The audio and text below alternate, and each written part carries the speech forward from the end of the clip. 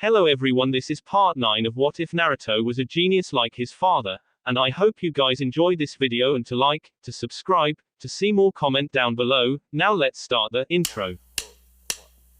They call me a god. They call me a god. They call me a god. Naruto and Jiraiya established a schedule for Naruto's training. Jiraiya would create 2 shadow clones along with Naruto. He would remain with the original, while the other 2 would practice in Fuinjutsu and Ninjutsu. Naruto was already master of Fuinjutsu, so there was not much teach him that he didn't already know. Instead, they were working on new seals that he could use in the future. Not just in the Chunin exams, but against other opponents as well. Naruto's grasp on ninjutsu was pretty solid, not to mention his vast repertoire of them. He knew more C to B rank jutsus rather than the A ranks, and he used them very efficiently. He usually preferred using Suten and Futon, but his Kaiten and Raiten were equally good. Jiraiya was training him in AB rank fire jutsu, Kaiten, Hanusyude, fire style, blazing hands. Since Naruto knew that his opponent was primarily a taijutsu type fighter, he would have to fight hand to hand at some point. But Naruto knew that the Hyuga preferred to stick with the gentle fist. He already had a good repertoire of mid to long range jutsus to fight. Also, he knew the gentle fist targeted the Tenketsu, the points in chakra network that control the flow of chakra. But just like Tenten, Neji couldn't have found a worse opponent since Naruto didn't have a chakra network, so Neji's fighting style was already null and void. Add to the fact that the Hyuga see learning elemental jutsu beneath someone of their stature, and Neji is totally crushed. The original Naruto was concentrating on increasing the speed of his reflexes in taijutsu against Jiraiya. Naruto found out on the first day of their training that Jiraiya was holding back a lot. Their routing was something like this. First, the Sannin would check whether Naruto's resistance seals were actually affecting him or not. Based on that, he would let it remain or change them to a higher level. Then he would tell him to just defend. Naruto would have impressive bruises by the end of the defensive sessions. After half an hour of relaxation, in which his bruises would get healed, Naruto would be told to try and hit Jiraiya. And every single day for the first week, he was only able to hit the man 5 times at the most. Granted, his fighting style, the elemental fist, was as aggressive as it was defensive, not to mention had a minority of made-up moves that he usually employed to finish a fight. He was still far from landing critical hits on the Sannin. Guess he isn't a Sannin in just name, after all, Naruto thought as he relaxed in the onsen.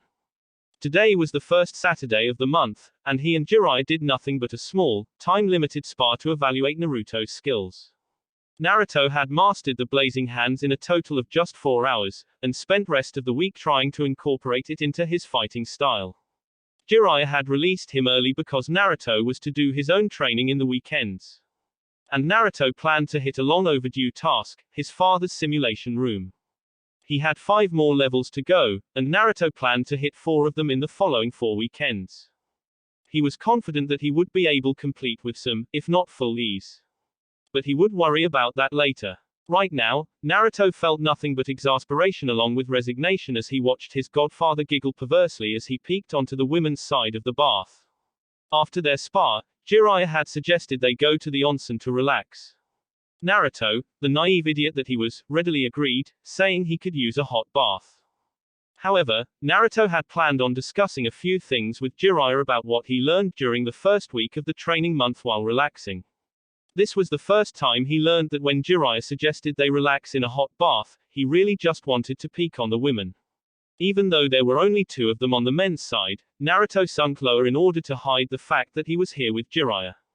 Oh ho ho, this is good, very good, Jiraiya giggled lecherously as he gazed on the naked women on the other side. Naruto glared at his back fiercely, making the tiger hand seal. Chains of water rose up and wrapped around Jiraiya, viciously yanking him back into the water. Can't you stop being a pervert for just a moment and relax? Naruto dryly asked him as his head came out of the water. Jiraiya looked genuinely offended at the question. What? That's just not possible. Being a pervert runs in my blood. Jiraiya proclaimed graciously, even pumping a fist to prove his point. As if that's something to be proud of, Naruto grumbled as he got up, wrapping his towel around his waist. If he stayed any longer, he would faint from dizziness. He would hit the simulation later tonight, so right now he had nothing to do. As he walked towards his apartment, he absently wondered, I wonder what kind of training Sasuke is going through. Elsewhere, Sasuke sneezed, causing to slip into the water with his hand still alight with lightning, shocking him. XXXXXXX. Naruto panted as the simulation got over, his opponent lay beaten before him. It wasn't tough, but it wasn't easy either. A wave of satisfaction passed over him as he went through the fight in his head. This time, he had managed to inflict most of the bruises onto his opponent instead of himself. His opponent was crafty, and his fighting style was something Naruto had never seen. He fought almost like he was dancing, weaving around in circular patterns. His hands were almost always on the ground and kicks were inverted, the force behind increased with each maneuver. However, Naruto was able to find the weakness of this style. As offensive it was, only evasion tactics were used by his opponent to escape his attacks. There weren't many blocks, so the upper body's only way to not get hit is to continuously keep moving in an acrobatic way. Naruto, however, was able to land in a few attacks before getting annoyed. His opponent's patterns were too erratic to find an opening and exploit it at the same time. So Naruto himself improvised. An opponent with a style like that can be dealt with many ways, but the option that stood out the most to Naruto was the use of brute force. Up until now, Naruto had only attacked the opponent. However, Naruto enhanced his fist with his chakra and punched the ground hard. The force behind it was not what Naruto expected it to be. A few cracks spread around the impact area, but the force was enough to make his opponent stumble, just for a moment. Just what Naruto needed. In a flash step, he appeared before the attacker and slammed his fist straight into the stomach. The human body isn't strong enough to withstand the amount of force that Naruto put in the punch. Added with the fact that the last punch was enhanced by the blazing hands, and his opponent was out for the count. Naruto flashed into his apartment, groaning and looking forward to a hot shower after the session. He was to start his summoning training from Monday, so that was something to look forward to. He took off all his clothes and grabbed a towel from the rack, entering the bathroom and closing it. He sighed in relief as the hot water poured over him, washing all the grime and dirt from his body as well as soothing his muscles. He stood in there for over 20 minutes, after which he turned off the shower, wiping the water off him and tying it at the waist. Exiting the bathroom, he shut the door and paused for a moment before turning around, eyes narrowing. After a moment, he sighed and relaxed. He proceeded to get dressed and eat dinner before retiring to sleep. He failed to take notice of the crow perched on the lamp post outside his apartment, an ominous Sharingan in its eye socket. XXXXXXX. Yosh, you ready to learn the awesomeness that is summoning? Jiraiya questioned loudly, grinning like he knew something Naruto didn't. Naruto just stared at him in a deadpan. Jiraiya began to feel uncomfortable under the deadpan, coughing into his fist in order to maintain his dignity.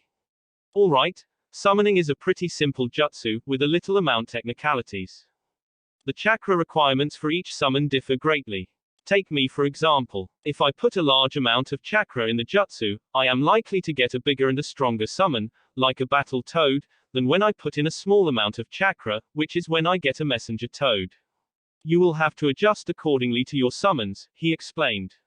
Naruto had to admit that whenever Jiraiya was serious-like, it was actually possible to see how intelligent he was. Nodding to Jiraiya, Naruto bit his left thumb, allowing blood to come out. He then went through the hand seals and slammed his hand on the ground, pumping a little more than a quarter amount of his chakra. Kuchio's no jutsu. While the sealing array spread out from beneath his hands, nothing else happened. Naruto rose an eyebrow in confusion. Jiraiya noticed it and smirked. While not shouting out the name of your jutsus is admirable and very useful as a habit, this one is a special case. You have to verbally pronounce it. Naruto rolled his eyes at that and exclaimed, Kuchio's no jutsu. In a large puff of smoke, it revealed that Naruto had managed to summon Takeshi, the boss of foxes. The large summon easily towered over the entire forest they were in, providing a great view to Naruto, who stood upon the fox's head. Jiraiya was gaping at the gigantic summon that Naruto had managed to summon on his first try. Kami, I didn't know that the foxes were this powerful. This guy could easily tower over Gamabunta, and that guy's size is no joke at all. How the hell did Naruto manage to summon him on his first try? And judging by the giant sword, this guy's easily skilled in Kenjutsu. Naruto really did land a treasure with the fox contract, Jiraiya thought in awe as continued gazing the summon. Takeshi blinked when he didn't find any threat in front of him, so he addressed his summoner. Naruto-san. His voice snapped Naruto from his mental dance of victory. Ah, Takeshi-san. I was practicing the summoning jutsu to get used to using it in the future. Takeshi gave a sound of realization. I see. In that case, allow me to give you a little advice. Whenever you use the Kuchio's no jutsu, state what type of summon do you want to come to your aid. Battle summons are always on standby, so you don't need to state this for battle summons. But I have to say, it is nothing short of impressive for you to manage to summon me at your age, he complimented Naruto. Naruto blushed at the praise and rubbed the back of his head, chuckling sheepishly, thank you, Takeshi-san. And please, just Naruto is fine. Takeshi chuckled, very well, Naruto it is. And don't hesitate to call me if things get difficult for you, Naruto. He dispelled himself after that, returning to the realm of the foxes. Naruto easily landed in a crouch beside a stunned Jiraiya. What the hell was that brat? Jiraiya almost yelled with wide eyes. Naruto gave him an innocent look, what do you mean? Jiraiya pointed a finger at him, don't give me that look. How the hell did you summon the boss of foxes in your first try? Even I didn't manage to summon the toad boss on the first try. Naruto gave him a confused look, all you have to do is pump the chakra and based on the amount, you get the summon, right? I pumped a significant amount in the jutsu right now. Jiraiya had calmed a little from Naruto's explanation, but was a little curious too. Just how much did you put into it? Naruto shrugged, a little over a quarter of my chakra. Jiraiya nodded absent-mindedly, but then he really registered what Naruto said and whipped around to stare at him. Is he for real? A little over a quarter. Most people his age would have had chakra exhaustion trying to summon the boss and they would still fail. But then again, his reserves are steadily being increased by the seal, so that's that, he thought speculatively. Well, brat, since you have shown that you can already summon the boss, we'll try to reduce the amount to see what you can get. Who knows, you might even get a personal summon of your own, Jiraiya suggested, mentally smirking when he saw Naruto's eyes lighting up at the words personal summon. Naruto grinned at the thought of having a fox partner. That would be so cool.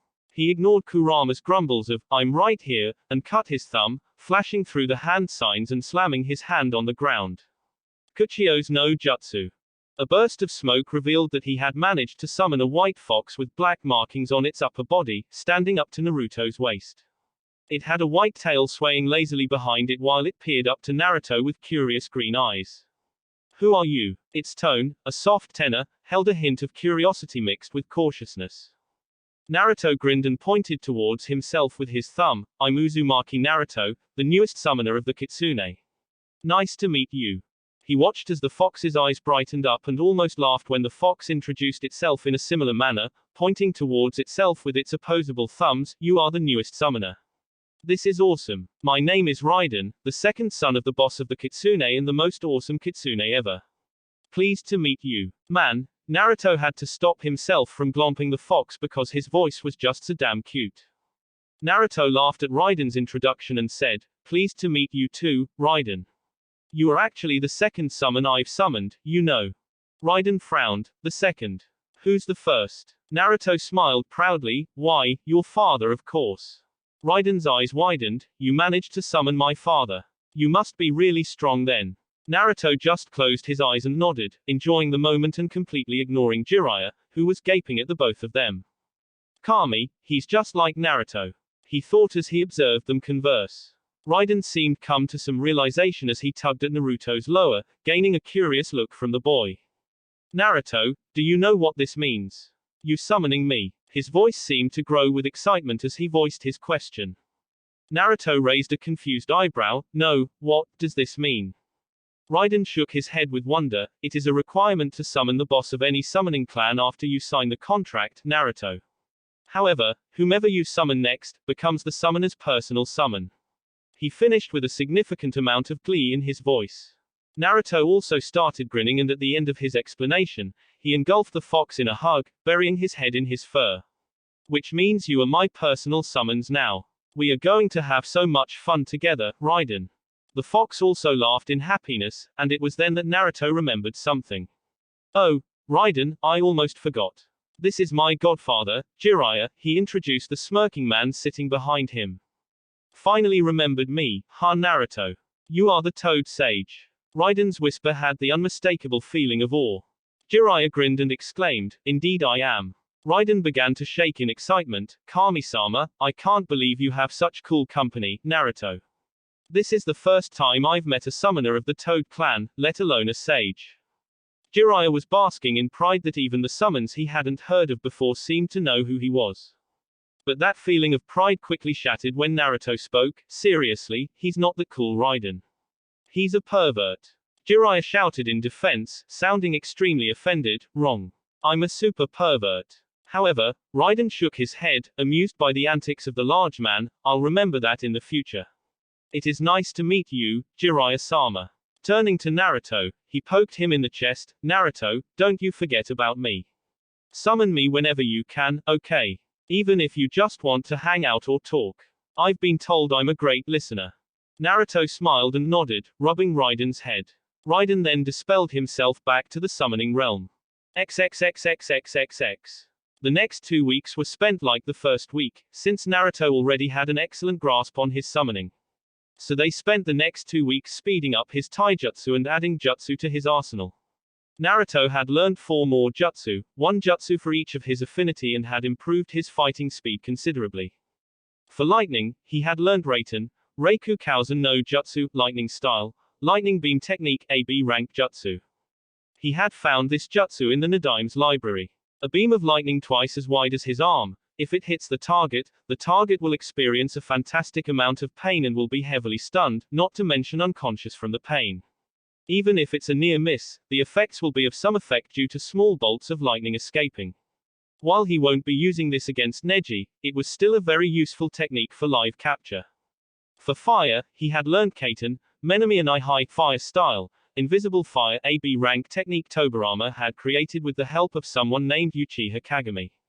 After molding chakra, Naruto would expel a single, colorless beam of gas from his mouth. However, upon getting in contact with a target, the gas will spontaneously combust, and the strength of the resulting explosion will depend on how much chakra Naruto put into it. For air, he learned the Fuyuten, Repushu, wind style, Gale Wind Palm AC rank technique created by someone in the Senju clan. After forming the needed hand seals, the user basically had to send an open palm thrust towards his opponent, which is capable of causing severe injury. Naruto can also use this in conjunction with a thrown weapon to increase its power. For water, he learned not a jutsu, but the secret behind creating water out of thin air. It was what Tobirama was known for throughout the entire shinobi world. Usually, condensation is used to derive water from vapors. However, Tobirama did not have the luxury of creating vapor in the middle of a battlefield and then condensing it to form water.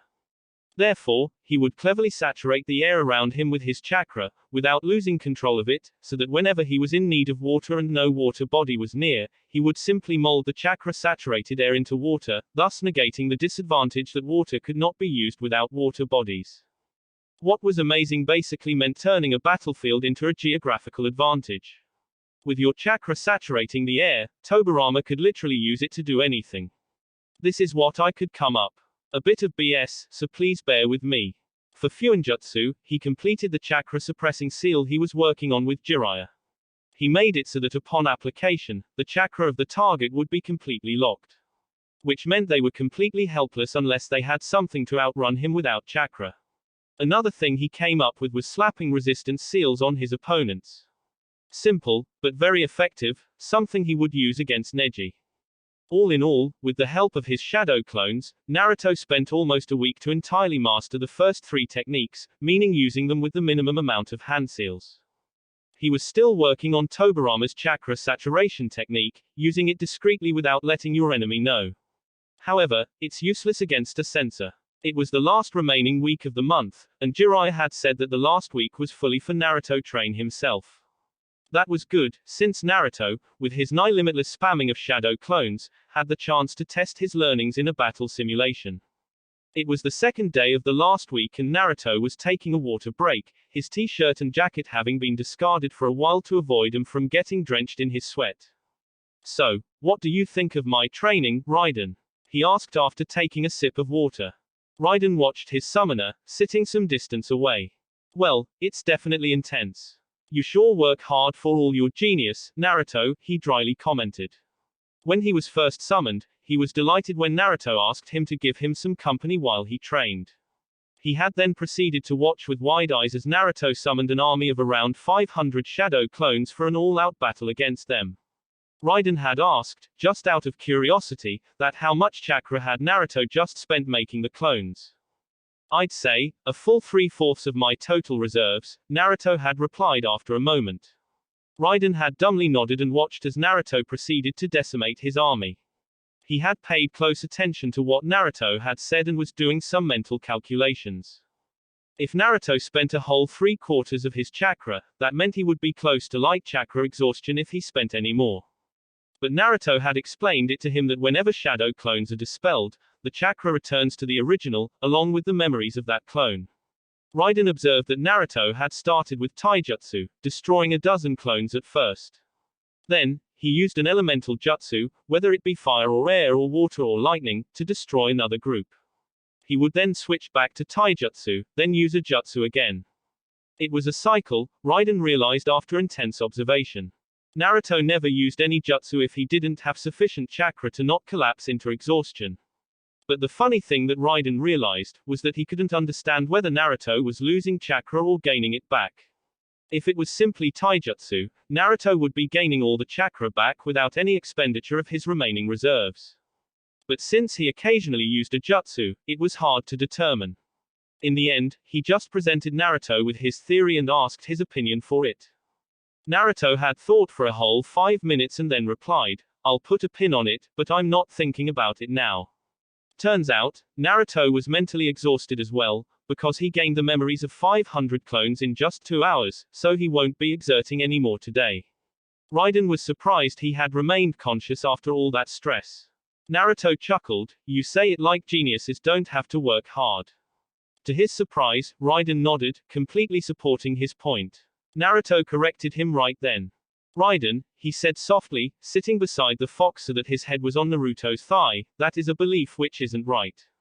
People must understand what genius actually means. They believe that someone who achieves something great without appearing to work hard is hailed as a genius. But that's not true. Genius is just a great capacity for hard work. Take me for example.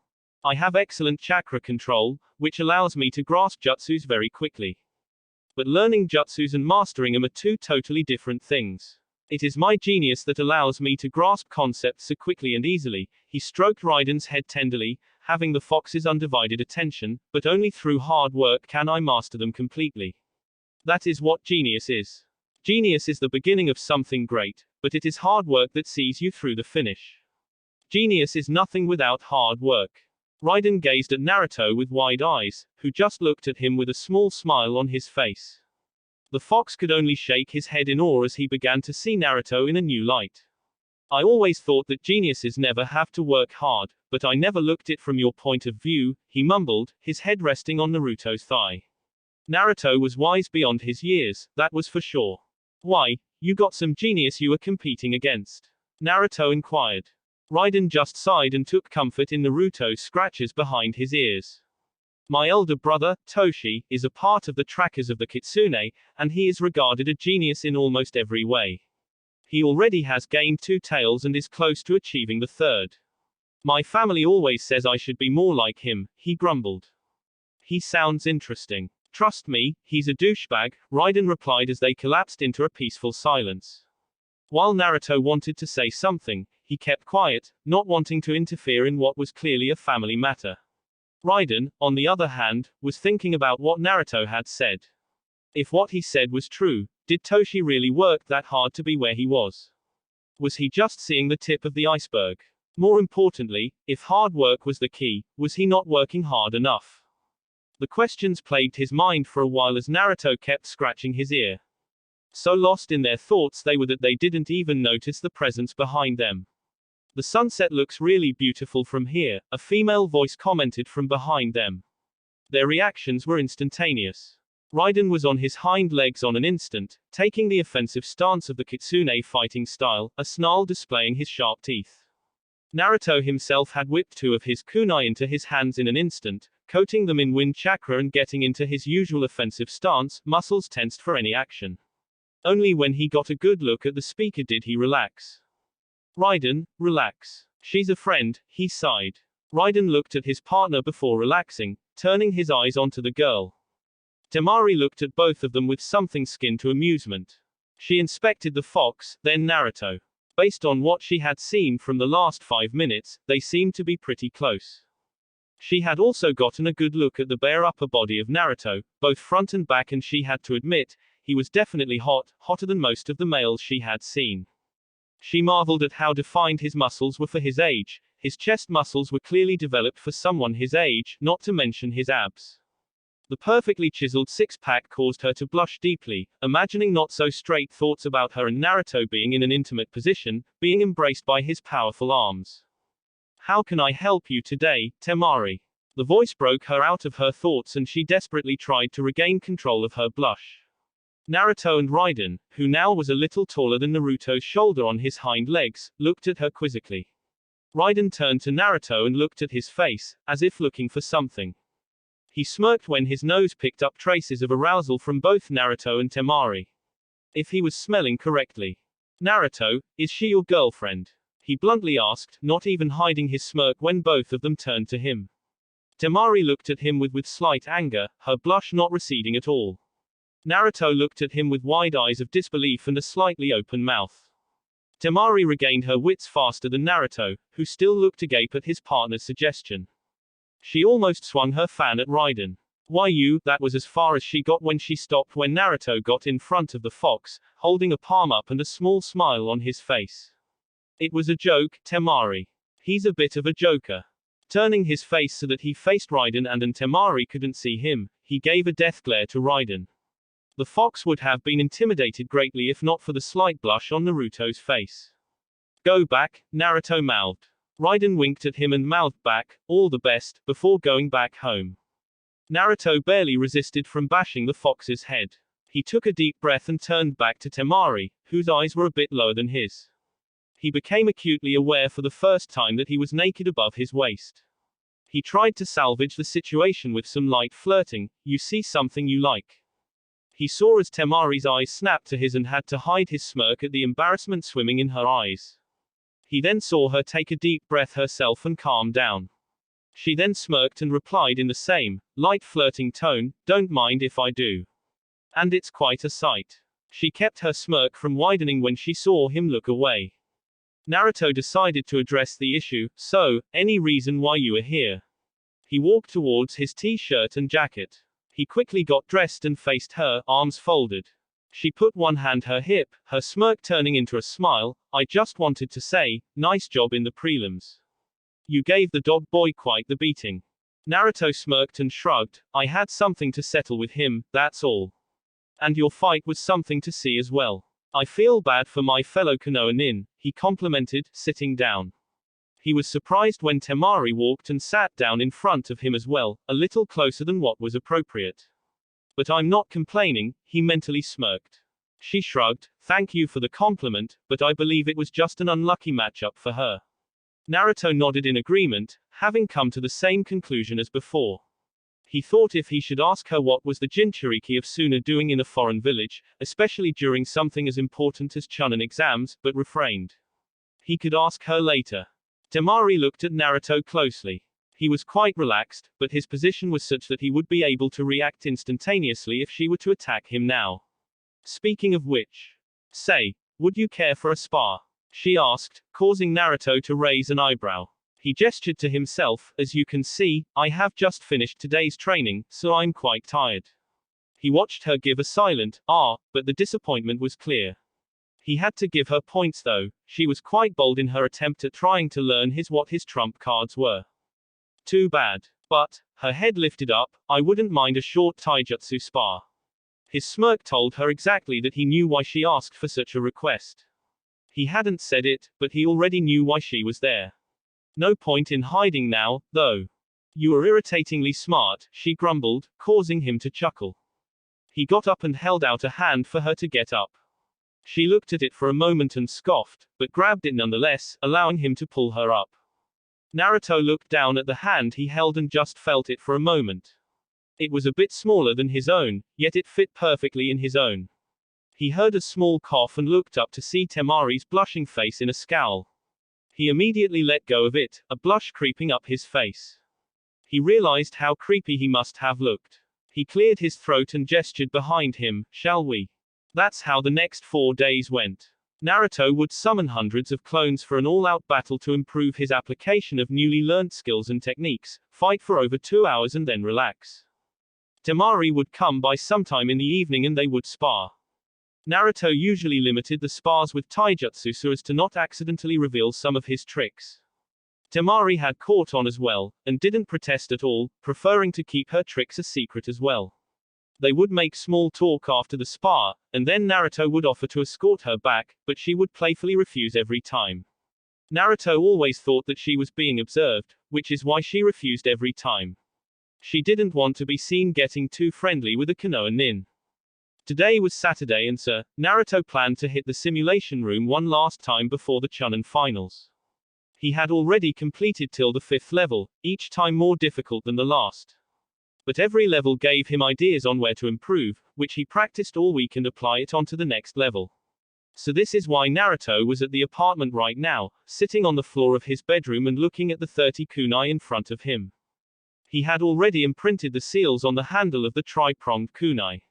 One was the jutsu shiki for the Hiraishin, and the other was the seal he had developed so that the kunai could be stuck on the surface of water as well, allowing him to use them in the areas where water bodies were. "You seem to be thinking something about last night, Naruto," Kurama commented from within. Naruto kept gazing at the kunai as he replied, "Last night, I can't figure out why they are doing this." Flashback. Late last night, Naruto was sitting on top of his father's head, idly wondering on how the villagers would react to his reveal. "I can think of 2 things. Either they would start worshipping me, or the villagers who have some morals left in them would feel guilty enough to commit suicide based on the reason that they tortured the son of the beloved Yondaime for years. What do you think, Kurama?" A chuckle sounded from within his mind. "You know how the villagers are, Naruto. They would probably try to suck up to you after knowing just who you are, but I wouldn't mind witnessing the second option. What about you? Which one do you prefer?" Naruto sighed at Kurama's insinuation. "I don't prefer either one. I would actually prefer if they just treated me like any other villager, but that won't be happening anytime soon, considering I'm the heir to 2 major clans of Konoha, Lord if I make Chunin." Kurama huffed, "You humans confuse me terribly. An excellent opportunity for you to crush them beneath your heel for what they have done to you and you are considering letting them go. I would have made a meal out of them if I were you." Naruto chuckled, "I don't see what's wrong in being the better man, Kurama." Kurama was about to say something when he sensed an influx of chakra about 2 miles away, along with negative feelings. "Naruto, can you sense that?" Naruto raised an eyebrow but spread out his senses nonetheless, sitting up straight when he too sensed the amount of chakra being molded. Just who was molding a Chunin level amount of chakra at this time in the night? Making a half-ram seal, he used a series of body flickers to get where the chakra signatures were. When he reached there, he was horrified what he witnessed. He saw the prelims proctor, Gekko Hayate, locked in a battle with the Sand Jonin, Baki, if Naruto remembered correctly, and was losing, badly. He had numerous injuries on his person. If that blade of wind cut him, Hayate could kiss his life goodbye. He immediately acted. First priority was to get Hayate to the Hokage Tower. Baki held a blade of wind in his right hand, the other hand holding the sword of the proctor. He had to admit, Hayate was exceptionally skilled at Kenjutsu and had almost gotten him, but his sickness slowed him down terribly, allowing Baki to gain the upper hand. Try stopping this blade of wind. He was about to shove it into Hayate's chest when a blur grabbed Hayate and dodged, making Baki miss completely. Baki had just enough time to turn to his left, where he had seen the blur go, to witness Hayate disappearing in a blue flash. He cursed under his breath. Damn it, he escaped. Kazekage-sama won't like this. He vanished in a wind shunshin to inform his leader. The thought of the flash completely missed him. Naruto appeared in the Hokage's office, surprised to see the his Gigi still working at this time of the night. Anbu surrounded him in an instant, the only reason not skewering him because he still held Hayate in a fireman's carry. Hiruzen immediately stood up. "Tora, get Hayate to the medical wing of this tower immediately." The Anbu stepped forward, took Hayate from Naruto and vanished. Hiruzen turned his attention to Naruto and spoke in a commanding voice, "Report." Naruto straightened up and narrated what happened. At the end of his report, Hiruzen sighed heavily and sat down. "I didn't know it was this bad." Naruto asked in slight confusion, "What do you mean, Hokage-sama?" Hiruzen folded his hands and rested his chin on it. "Naruto, on your suspicions, I assigned Gekko Hayate to keep a watch on Yakushi Kabuto. He was to report me any unusual activity that concerned the target. It seems that tonight is the first time he witnessed something significant, but was discovered and was likely going to be killed in order to keep the information from being discovered." He looked Naruto in the eye. "It is most likely that Konoha is facing the possibility of an invasion from Suna." Naruto folded his arms. "I didn't know Suna had enough manpower to take on the strongest of the five on its own. In fact, from the books that I've read, Suna is the weakest of the five." Hiruzen shook his head. "I know the Kazekage well enough to understand that he's not stupid enough to make such a bold move. Which means he has an ally. He had a suspicion as to who it was, but that was for him to deal with." Naruto nodded. "That would surely be the case, but we can rule out the possibility of Kumo, Iwa and Kiri attacking. Kiri is still wrapped up in a civil war, Iwa is still recovering from the defeat in the last war. Kumo wouldn't want to break the peace treaty you had established over the Hyuga just yet, which leaves." Hiruzen filled in the blanks. "There's a new up-and-coming hidden village, whose genin have participated in the exams. Otogaku. It is possible, but we don't know for sure. Naruto, you must keep this meeting a secret. Not a word is to be let out, do you understand?" "Hi. Hokage-sama. Dismissed." Flashback end. "Why don't you ask your vixen? She might have an answer," Kurama suggested, both half seriously and half innocently. Naruto absently nodded, until he registered what Kurama said. "What do you mean by that?" "Temari isn't my vixen," he corrected him in a sputter. "Just what was the kitsune trying to say?" Kurama laughed. "I'm the only being in this world, Naruto, who you can't fool. I've seen the way you look at her. You want to just grab her and..." "Shut up," he shouted to the being inside him, his face a deep shade of red. He shook his head violently to shake off the train of thoughts Kurama had started. He couldn't imagine himself pinning her to a wall. He banged his head on the floor to clear it. "Why did you suggest it? These thoughts are hard to get rid of, you know." Kurama, the bastard, just laughed heartily. Naruto decided to eat at Ichiraku tonight, just because he felt too lazy to cook dinner. Kurama grumbled from within, saying that he always made his clones cook. Naruto easily blocked him out. Gathering and sealing the kunai up in a scroll, he put the scroll in his closet and stepped outside his building. Leisurely walking in the direction of the ramen bar, he was surprised to see Temari about 100 meters from him, looking rather annoyed. She seemed to be searching for someone, and Naruto had an inkling as to who she was searching for. Naruto observed her looking around before catching his mop of blonde hair and marching in his direction, scowl firmly etched onto her face and anger rolling off her in waves. He sighed and steeled himself, for he knew what was about to come. Temari reached him quickly and stopped in front of him, hands on her hips. The anger was visible in her eyes. "Where were you today? You missed our spa." Naruto didn't know if he should feel afraid of her or amusement about whether how cute she looked when she was angry.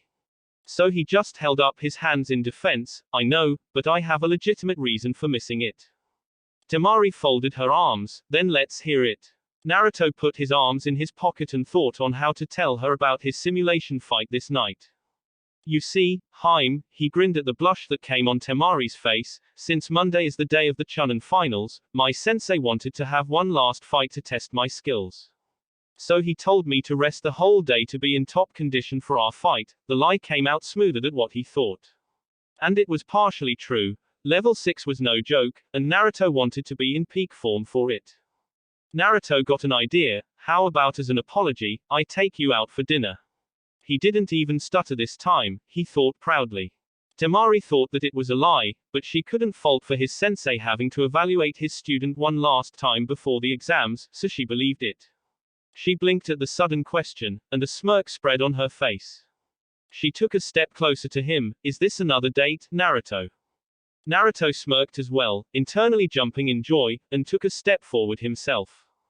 Their faces were inches from each other, and he could vaguely feel the air she was exhaling. It was a unique, sweet and salty flavor. Only if you want it to be, he whispered huskily.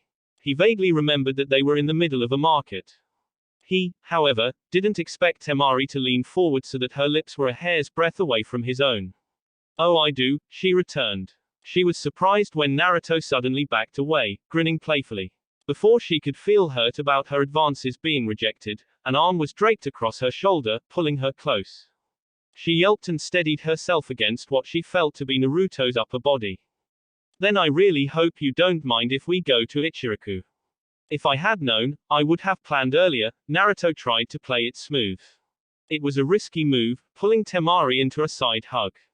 He had expected to be bashed in the head by her fan, but when she didn't, he relaxed and simultaneously celebrated inside his mind. She likes me. Kurama felt nauseous at how much joy was filled in that single thought. For a being of hatred such as himself, joy was his kryptonite. So he just tried to ignore it as much as he could. Such sappiness didn't suit him. Naruto kept his arm around Temari's shoulder and started walking in the direction of the ramen bar. Temari had to adjust her arms, so she just put one hand on his side. I really don't mind, she coolly replied. But she was barely keeping from letting a goofy smile spread on her face.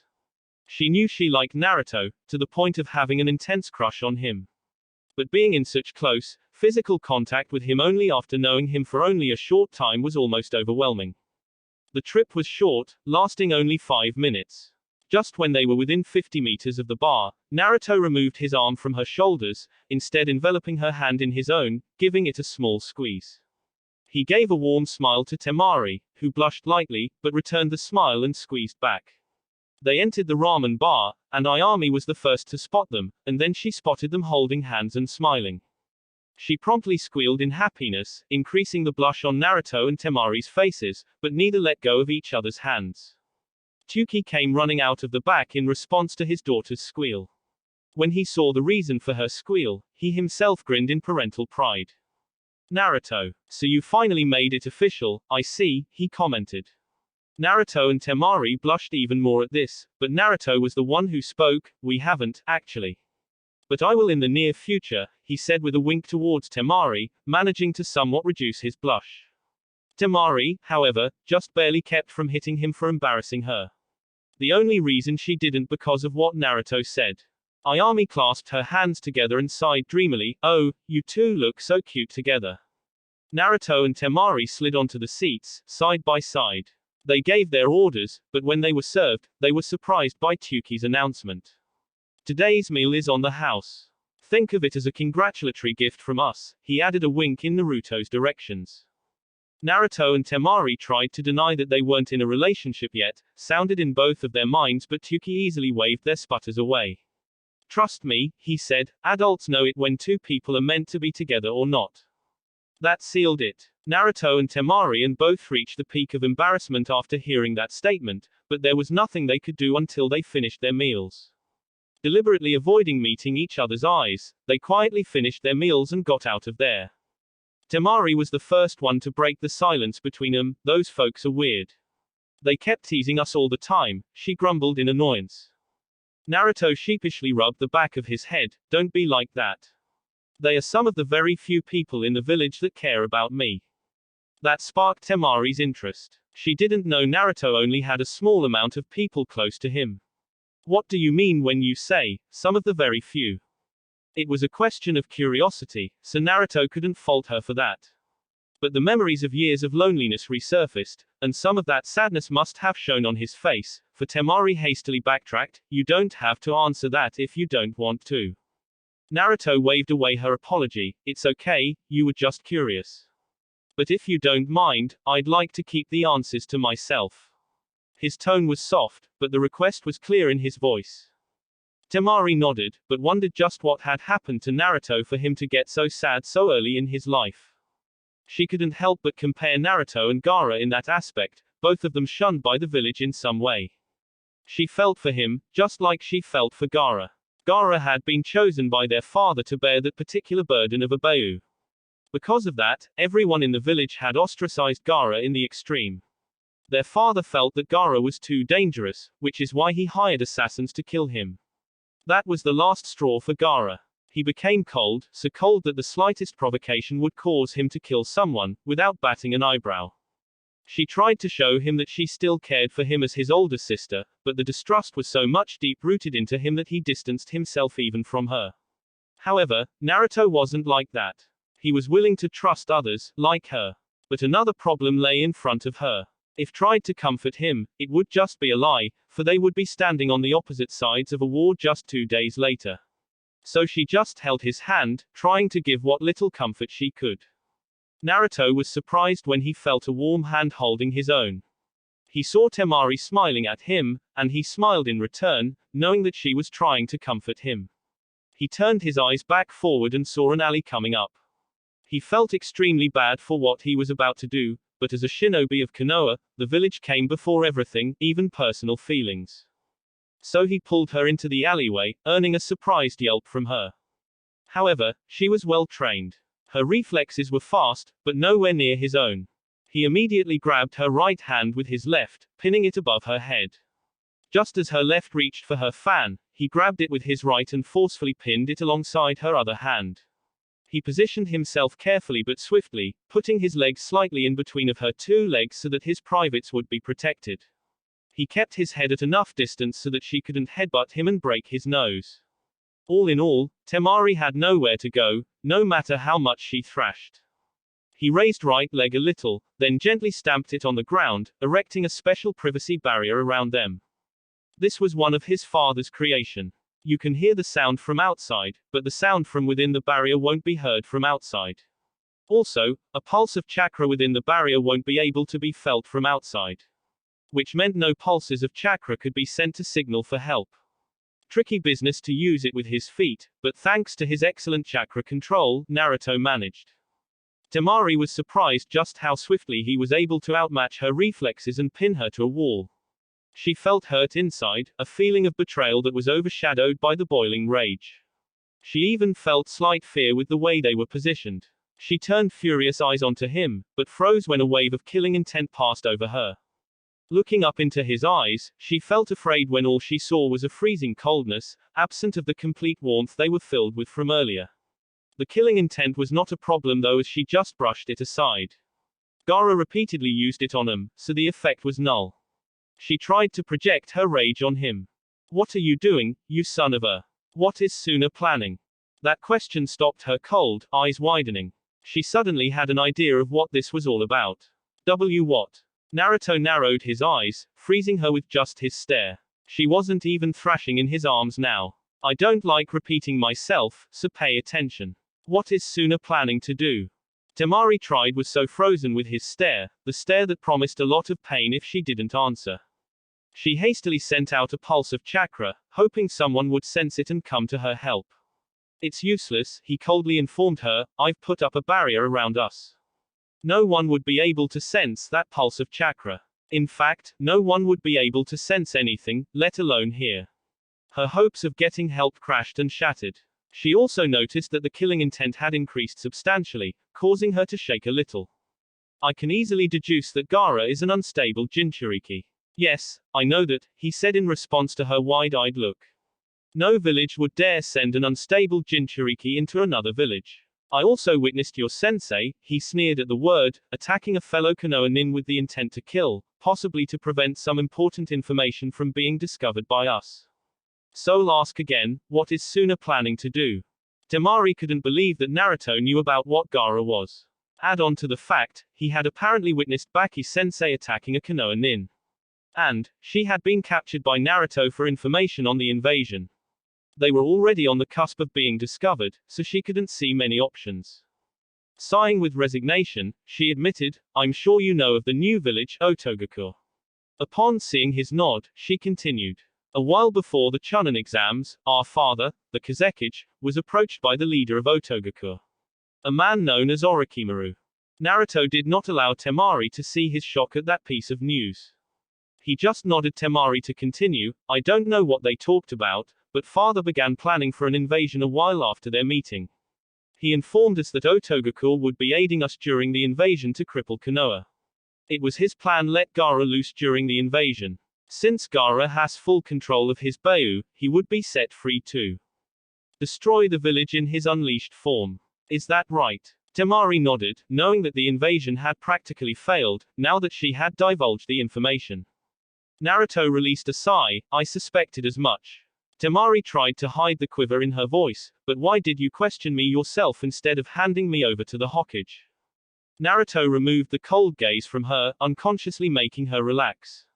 He looked back at her with a worried gaze. I don't think you would have liked being subjected to the interrogation department. Trust me, they aren't nice. Temari wholeheartedly agreed with that. She didn't even want to imagine what they would have done to get the information out of her. She looked up, and it was then she realized their positions. Her arms pinned to the wall, Naruto's legs in between hers and bodies pressed to each other's. Oh, and don't forget that their lips were once again separated by mere inches. A blush of massive proportions came onto her face as she locked gazes with Naruto, who realized the same thing as her. His face also matched the same shade of red as hers as he locked his gaze with her. An awkward silence descended upon him, which Temari broke after several moments. Naruto, she whispered, trying to think of something to say. But Naruto was on a different track from hers. This was his chance, his moment. And he was, in absolutely no way, wasting it. Not to mention, if he did waste this chance, Jiraiya would beat him to within an inch of his life and then some. So he was going to seize it with both of his hands. SSSHHH, he shushed her softly and leant forward, gently capturing her lips. It was the most pleasurable feeling Naruto had ever experienced. Her lips were soft, lingering with the taste of the ramen she ate earlier, which made her taste all the better. Temari went wide-eyed for a moment, but she closed her eyes in pleasure and slowly returned the kiss, molding her lips with Naruto. She knew it was wrong of her. They were enemies on the opposite sides of a war now. They shouldn't be kissing like this, but she couldn't help herself. She had, ever since that chaste kiss from that day, wanted to see for herself how Naruto's lips tasted like. Naruto felt like he was on cloud 9. He decided to take it a little further and bit her lower lip, causing her to gasp. He took advantage of it and pushed his tongue into her mouth, exploring it. He didn't know why, but he wanted to taste more of her, feel more of her. So he released her hands and put them around her waist, pulling her flush against him. Temari was stunned when she felt something wet entering her mouth and exploring it slowly. It took her a moment to realize that it was Naruto's tongue, but instincts were faster than her thinking. So even before she decided what to do, she was already massaging her tongue against Naruto. She couldn't even begin to describe the pleasure she was feeling. When Naruto released her hands, hers automatically went around his neck, pulling him close and further deepening their kiss. She could feel how warm Naruto was, since they both had practically molded the bodies together. They separated for a moment to take a breath, a string of saliva connecting their mouths. Before Naruto could even begin to think whether to do it again or not, Temari had already connected their mouths again, kissing him with more fervor than the previous kiss. Her tongue aggressively invaded his mouth, exploring it and massaging his own tongue with more force than what his tongue did to hers. Her one hand went up to his head, running through his hair. Naruto did not even think, he just enthusiastically returned her actions. His hands began to wander. First, they explored her back, then they explored her sides, each action gaining a pleased moan or sigh from Temari's mouth. He slid his hands lower, letting the primal part of his brain take control. His left hand wrapped around her waist again, while his right slipped lower and gently squeezed her butt. Temari felt like she was in heaven with all the pleasure she was feeling. In the back of her mind, she wondered whether Naruto was just this good or was it the euphoria of the first kiss. Either way, she wasn't complaining. She was about to break their kiss when one of Naruto's hands gently squeezed her butt. Pleasure racked through her body, and she released a loud moan of approval and pleasure. Naruto, taking it as a sign to continue, gently squeezed her other cheek, being rewarded with another moan. Suddenly, he didn't know why, he decided that Temari was standing a bit lower than what he liked. So he bent a little, taking hold of her inner thighs from behind, and hefted her up, pushing her against the wall, causing her to give out a surprised yelp, but she didn't break their kiss. Instead, her arms tightened around his neck while her legs wrapped around him, locking behind his back, their bodies pressing against each other even more. Temari's dress slid up from her thighs a little, exposing a bit of her thighs and skin for Naruto to feel. Naruto repositioned both of his hands on her clothed butt and squeezed, gaining moans of approval from Temari.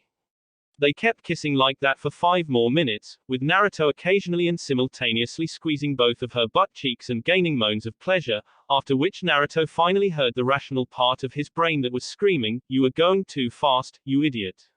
Stop." Temari, too, finally felt amidst all the pleasure she was feeling that they were going too far too fast and was about to break their kiss and leave, forcibly if she had to, but she didn't need to. Naruto broke their kiss first, looking at her with reluctance. No words needed to be said by either of them. Naruto gently released her, her legs coming to rest on the ground and his hands coming to rest on her waist, while hers moved to his shoulders. Both of them were breathing heavily, tasting each other's breath, trying to come down from the high.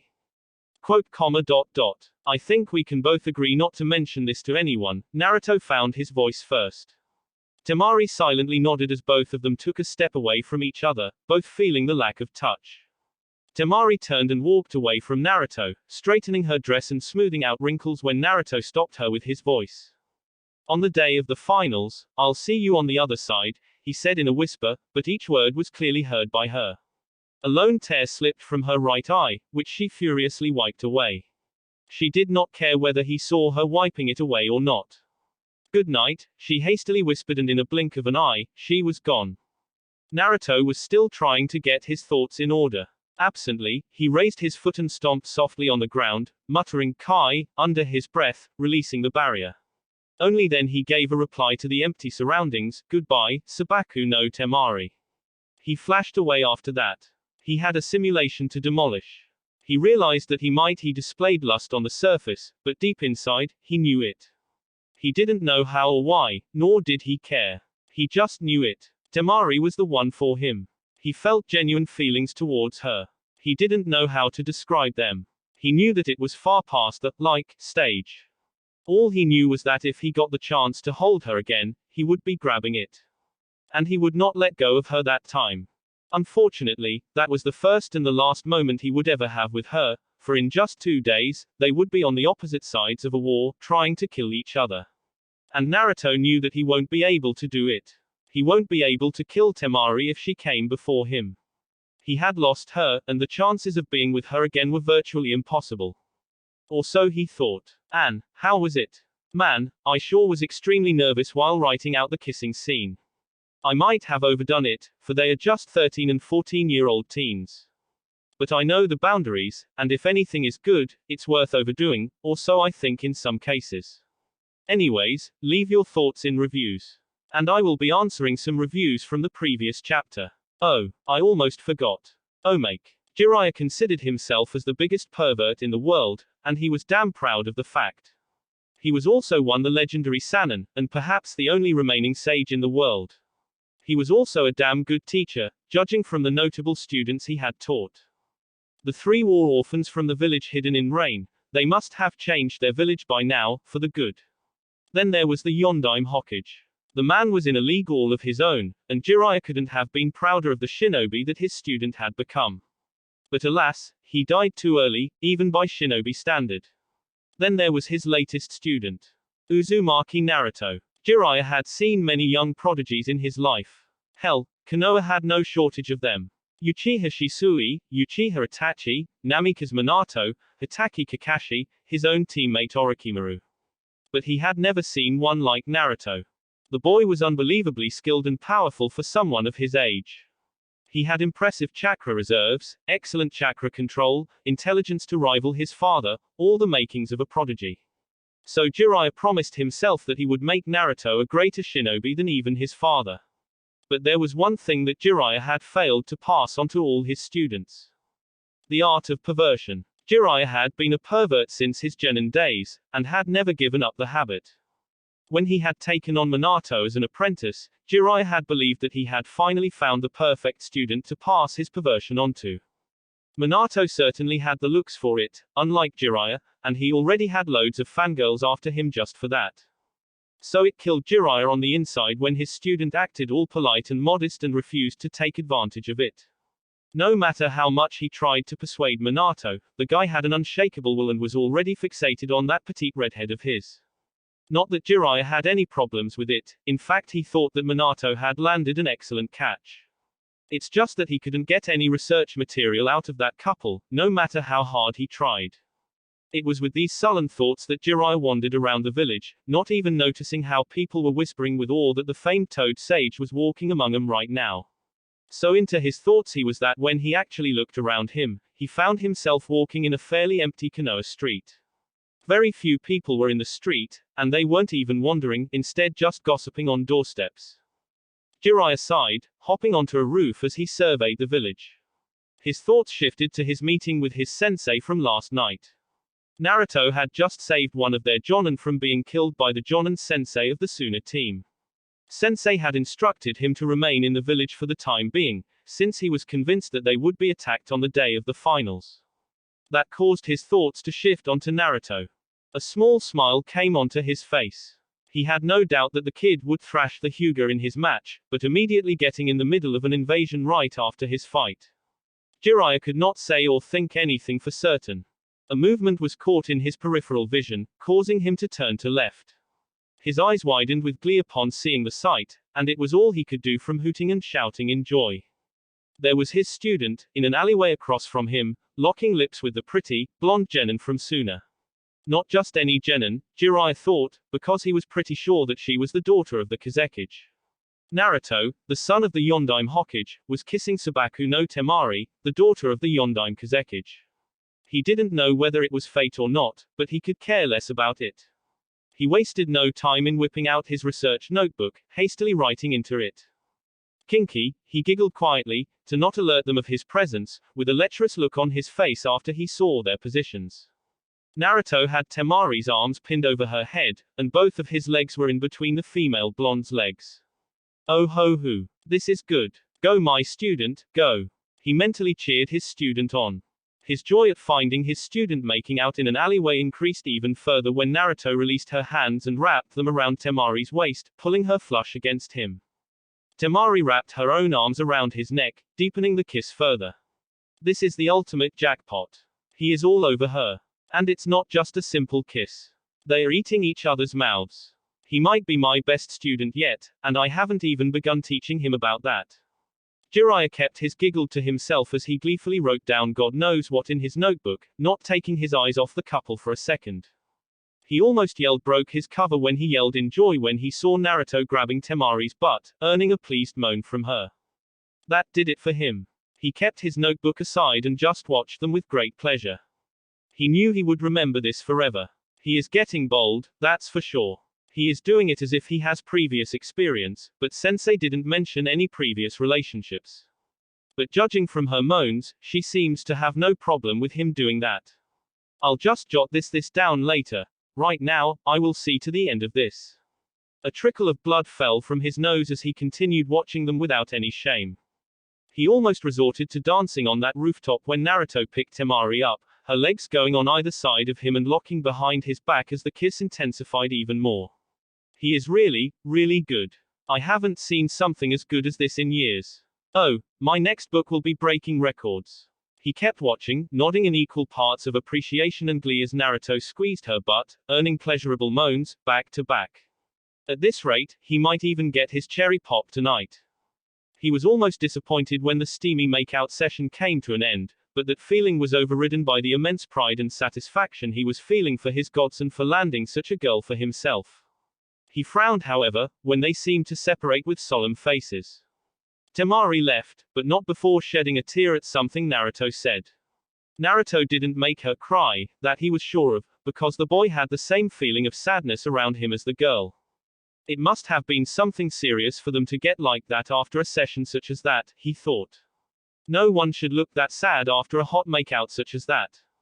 Jiraiya knew he wouldn't, for he would jump at the chance.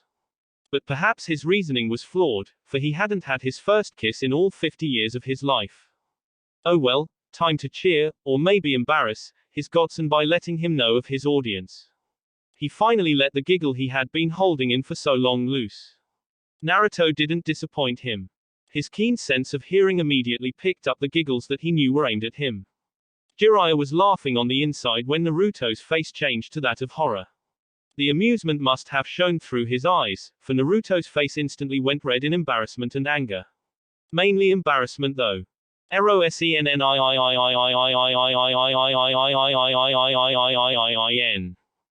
leapt towards Jiraiya like a tiger.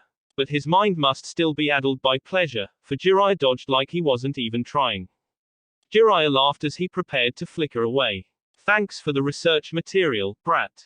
He was gone after that. Naruto fumed as he spread out his senses and easily locked onto Jiraiya. He couldn't believe that his first kiss, more like a make-out session, Kurama so helpfully reminded him, was witnessed by Jiraiya. What was worse was that the man had made research material out of it for his porn books. Like hell he was going to let that happen. Things like that, no matter how awesome and pleasurable, were supposed to remain private. That will be it for this video. If you want more, comment down below, like, subscribe. And see you guys later.